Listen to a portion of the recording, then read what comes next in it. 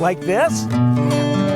Hey, all right. Hey, it's me, Ciscoe Morris. Here's what's coming up on Gardening with Ciscoe. Discover how this classic 1950s Seattle home was transformed by a landscape that fits it perfectly. Got RHODY leaves that look like this? This mobile organic kitchen can cook up a solution. Oh, I have so much to be thankful for. I get to cook a new Brussels sprout dish with Lynn Villa. My plant pick is one that adds form and color to the fall garden. And we're visiting a farm that's given inmates an opportunity to help feed the hungry. All this and more coming up on Gardening with Ciscoe.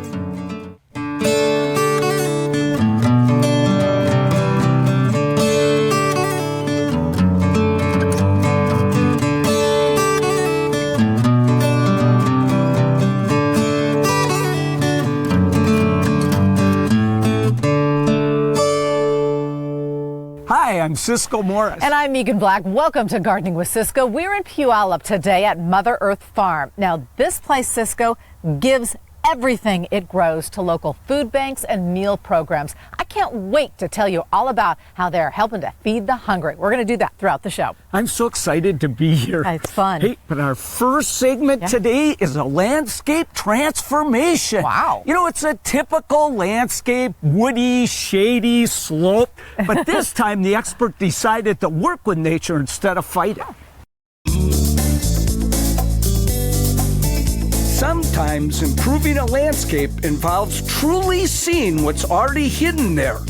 The owner of this 1950s home north of Seattle knew her place had good bones. She was really in love with, and well, still is, this place and everything in it. And so she wanted to sort of minimize the impact to most of the things, reuse as much as she could, and sort of just expand upon what was already here and clean it up. Cleaning it up was no small order. The landscape that I got to here was very, very overgrown. The salal had at some point gotten to be 5 or 6 feet tall. But there were discoveries to be made underneath all that brush, like this mature Japanese maple. Originally, this tree was something you couldn't even see. Carrie uncovered a pathway as well, which she improved. This was all overgrown. Everything in here was overgrown. And basically we knew there were these concrete pads, but we couldn't really see where they began and ended because there was so much overgrowing them all. Now a wraparound wall features the once lost maple. Shade lovers like heucherella, moss, and fern will fill in beneath it. An ironwood trellis, winter-hardy containers, and a unique spot for a fire pit complete a remodeled back patio. Okay, so originally this was going to be a built-in fire pit that was going to be maybe cement and be kind of standing up, but we decided that that was going to be an impediment to the flow of the space. So what we did is we just took out 4 of the pavers and put in these Mexican beach cobbles, which are actually polished so that they stay this nice dark color. And then we put a toe curb in around it just to hold the pavers back. So now she'll put in a nice stainless steel or whatever she chooses fire pit here, and that'll function the same way, but at least she'll be able to move it around. The water feature? That's a natural one. A creek that runs through the valley behind the house. Carrie found this dark cane bamboo on the side of the house. Nearby plantings of black mondo grass and ferns maintain the harmony by echoing the same shades of green and near black. Raised vegetable beds will take advantage of the one spot here that gets some afternoon sun. And the front of the house lost a too shady evergreen and gained some much-needed organization. It was hard to decide what should stay and what should go in this landscape. The most challenging thing, I think, was sort of the same thing that was challenging for the client, which was to try to see through all of this and figure out how to make sense of it, especially in trying to keep a lot of what we had. By keeping some classics and adding some new touches, this vintage landscape has a new lease on life.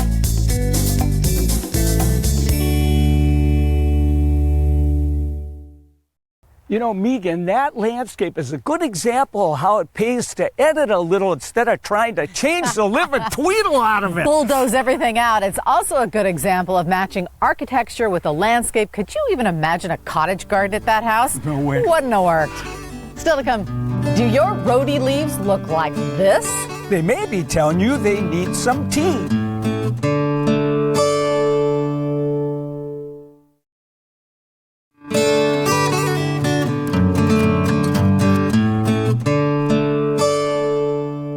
Welcome back to Gardening with Ciscoe from Mother Earth Farm. This farm grows incredible organic vegetables for the food banks. And they give them all away. I love that. It's such a great program. We're happy to tell you about it. Well, as you know, right now, you need to get out and look at those RHODYs. If the leaves are turning a little bit yellow, they need something to eat. And we have the perfect organic solution that gives them just that. Look closely at your plant's leaves. They're trying to tell you something. According to organic gardening expert Hendrika Schraven, these RHODY leaves are not just telling, they're shouting, help! If we have things like this, where you can actually see how it's turning yellow, how deficient it is. So this is supposed to be a nice dark green leaf, all right? These yellow leaves say this RHODY needs nutrients. So the problem with this particular plant, for instance, is as we can see, it has numerous problems right now. But basically they were based on the deficiency of iron and manganese. The problem is normal. Just because we like the way a RHODY looks tucked under a white pine doesn't mean the two plants will always get along. These things are going to happen in a garden, because a garden isn't really like nature. Nature wouldn't necessarily put some of the species that we put together. The solution is to feed the weaker plant, the RHODY in this case, the nutrients it needs. After the plant's problem is identified, a spray truck, aka the mobile organic kitchen, arrives. Remember Hendrika saying the plant needed iron? Here it is. And look at this color. Ooh, this is iron. And we're going to put this is really going to be good for those leaves, okay? And there is one, actually I'm going to put in 2 tablespoons. You ready? There we go. Everything here is customized to the job that needs to be done, from the nutrient mix Nice. to how those nutrients get sprayed. And the reason for this is because when you're working with leaves, you need to work with the top of the leaves and the underneath side of the leaves. As a matter of fact, the underneath side of the leaves for most plants is where the stomata is. That's where plants breathe. It's totally cool. Noise and pressure, big time. This is not for wimps. This is organic work. Yes. After the leaves get a good soaking, the roots are drenched as well. Gotta have one happy RHODY. And this shower of nutrients will give this rhododendron a new lease on life. So the next time you see leaves like this one on one of your plants, it might be telling you it's hungry. Always be vigilant about walking into your garden and looking with a critical eye for diseases. It's a positive thing to do, not a negative. Coming up, we're in the kitchen with PCC's Lynn Villa whipping up something to be thankful for. Yuck.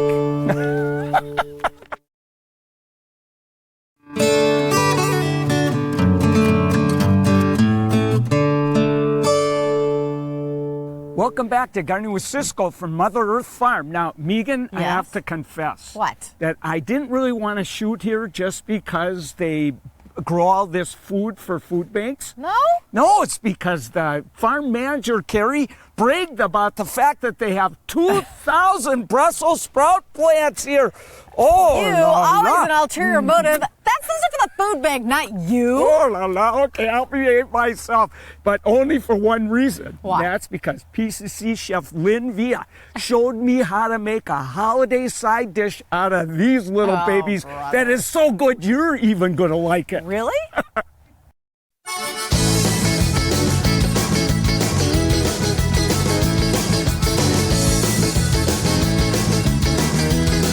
Oh, Lynn, I don't know exactly what we're cooking, but I'm so happy. Oh, little love nibbles.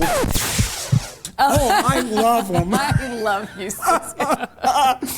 Okay, so you know it's that time of year, and you know that I love these just as much as you do. Okay, maybe not just as much. But so every year I'm trying to come up with a new recipe for you. So we're going to kind of do the classic autumnal application, and they're going to be succulent, trust me. Okay, boy. all ready? Shall we do some cooking? Am I ready? Okay, all right, cool. All right, so nice big pan going on here, and I'm going to put a little bit of olive oil, and then because I can, we're also going to add a little bacon fat in here. Bacon fat. We crisped up some bacon, so we might as well use it. Yeah. It's wintertime. We got to store up That's some. right. It's going to be cold this winter, too. Yeah, exactly. Okay, so those are some thinly sliced shallots. Why don't you drop those in here for me? And this is a hot pan, so be aware of that fact. Okay. Oh, yeah. And then the apples, too. And these are Honey Crisp apples. Oh, definitely beautiful in this dish. There we go. There you go. That's good. Yeah. There you go. So then what we're going to do, we're just going to let those simmer for just a second or two till we just kind of gently caramelize the shallots, and we'll get a little, a little golden color on those, and then we'll start adding the rest of our ingredients. All right. Oh, I can smell it already. Oh, I can too. Wow. Awesome. So let's put our bacon in, and this is nice thick cut bacon that I crisped up earlier. Just go ahead and dump that in there. Beautiful. There you go. And then we've got some hazelnuts. All right. I'm putting the hazelnuts in raw because they're going to toast in here a little bit. So we'll just let them kind of bloom in that nice hot oil. And then some dried cranberries. Oh, yeah. So see, we're developing our textures and our flavors. Isn't this fun? Yeah, and it adds so much color. Yeah, exactly. And chewiness. And then some fresh rosemary over there. Oh, okay. Rosemary. Little aromatics there. Okay. Oh, yeah. Okay, so now once we've got that all kind of glistened up, we're going to throw the Brussels sprouts in. Oh, The this is the résistance. important part right here. Yeah, exactly. Okay. So, Okay, we've little discussed guy. this before, Cisco. But my secret to making people love Brussels sprouts who don't necessarily know that they love them is cut them in half and cook them, blanch them in salted water. So already they've got flavor all the way through them.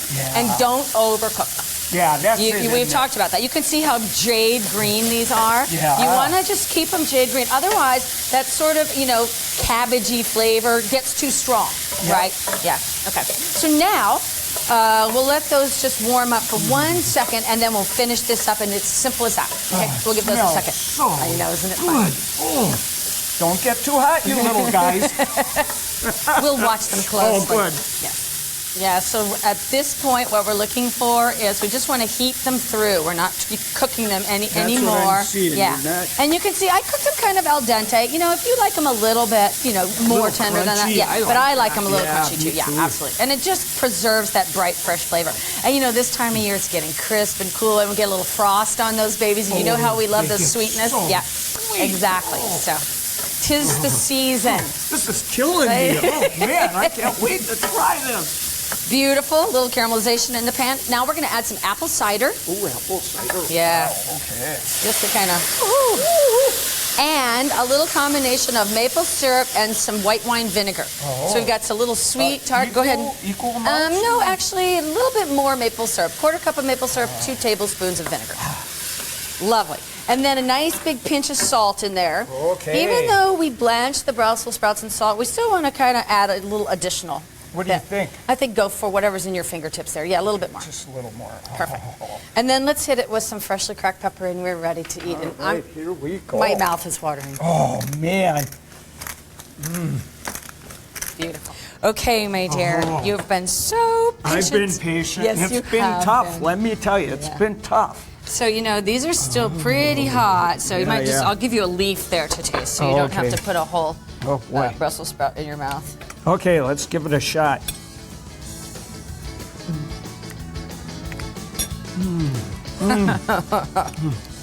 I love this. Oh my gosh, Brussels sprout detractors, you try this, you'll be singing a whole different song. There are not words in the dictionary to describe how good this is. Oh man. Cisco. This Cheers, is dear. good. Oh boy. Shall we? Back to work. Girl. Back to work.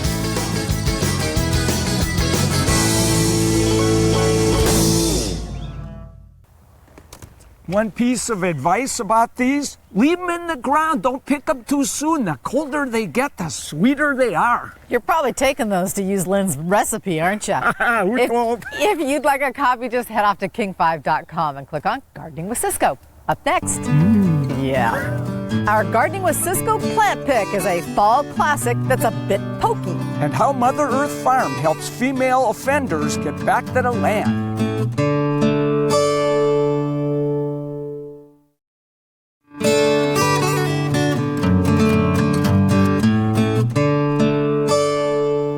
Welcome back to Gardening with Ciscoe in Puyallup from Mother Earth Farm. Well, our plant pick this week is one that has it all, from fall color to berries for the birds. Yeah, and really nasty thorns. But don't let that scare you. You want one of these beautiful shrubs in your garden. A great way to add some intense fall color to your garden right now, the barberry. Yeah, barberries, you know, already this Hellman's pillar is so beautiful. Yes. But the fall color, it turns way redder, just spectacular, you know. And I love the sharp, spiky, tall kind of shape to this one. Yeah, you know, it's so nice to have that real upright form because there's so many round things in the garden, so that's what I love about Speaking Hellman of pillar. round things, look at this new guy. This is a new barberry, and I'm going to cheat. It's called Golden Ruby Barberry. Kind of has a very sharp interior, so you need to watch out for him. You got to be really careful with these things. Either one of these on the corner here which would one? work. See, like this. Ooh, that would be mighty nice but there. it kind of is all the same, and he just kind of blends in. Yeah, you're right. It's also he gets round lost. there. So what are we looking at this guy? Hellman pillar. He's kind of adds that spikiness right there. We'll get it straighter. Yeah. And you know, it's not going to get over about 4 feet tall. Right. And if it does, we'll prune a little. We'll sink him into the ground and add just a different dimension to the garden and the color. The color is just so magnificent there. Yes. Well, the nice thing is if you hold them right at the base, you're not going to get any prickers. But I do want to warn you, these prickers, if you get one in you, they stay for a while. They stick around, so to speak. So yes, they do. Nice thing is this have really good roots, Megan, so it's easy for me to break up. Okay, one thing important to know about barberries, they're one of the toughest plants on earth. Yeah. Once established, drought tolerant as any plant you'll ever find. Oh, and he nestles in nicely. Yeah. And then the new guy, a shrub. How about what's this one called again? This one's called Golden Ruby. Golden Ruby. Golden Ruby. Wow. And you know, you could shear that. You could use it for a hedge, but I think just leaving it, it'll stay in that nice munchkin shape. You don't really need to prune that. Give you that beautiful color. Yeah. I'm loving it. Okay, get out there and get yourself a barberry. I used to not like it because of the prickers. Now I think it keeps the kids out of my garden. I use it as a deterrent now.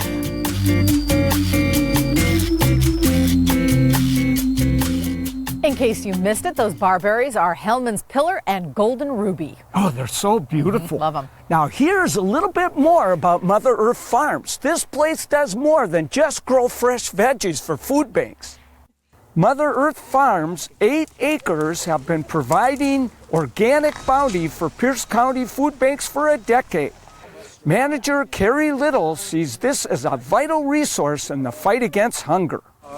Check this out. Isn't that gorgeous? It is gorgeous. Nutrient-rich and locally grown. These greens, carrots, and yes, Brussels sprouts beat the stuff from a can any day. What really makes this farm unique is its partnership with the Washington Correctional Center for Women at Purdy. Women from the prison help out here and in turn receive job training. But they also get something else from working on this farm. I think it's awesome because I get to give back to the community, you know, and we feed the hungry and the poor, and that's really important to me. I have family out there that, you know, aren't so well off, so it's awesome to give back. It's just really wonderful to be able to give back to community that we didn't do so well in when we got locked up. So for us to be able to give back to the community by feeding the homeless and feeding the hungry is just a wonderful feeling. It's like we're doing more with our time than just time. Carrie fears state funding cuts may mean that she won't have the ladies from Purdy helping her next season. And that would be a shame.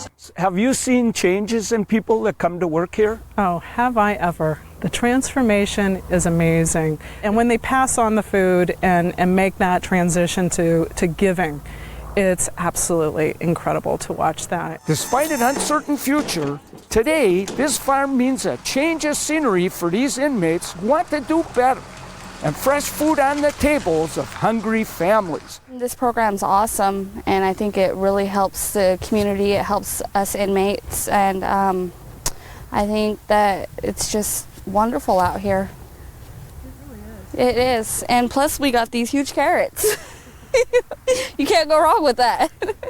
So here's how you can help stop hunger. Saturday, December 4th is King 5's Home Team Harvest. We'll be collecting non-perishable food items and donations at multiple locations all around Puget Sound. I'm going to be at U.S. Bank in Auburn, and we're going to have those sites set up from 7 to 3. Come down and say hi, and please bring your food and donations. We would love to see you stamp out hunger. What a great program. Hey, if you want to know more about Home Team Harvest, Mother Earth Farm, or anything you saw on the show today, just go to king5.com. We've got everything right there. Hey, get out there right now and pick a bunch of Brussels sprouts so that you can share your bounty. I got something for you. All pass, thank you. Have a great weekend, everybody. Bye, everybody.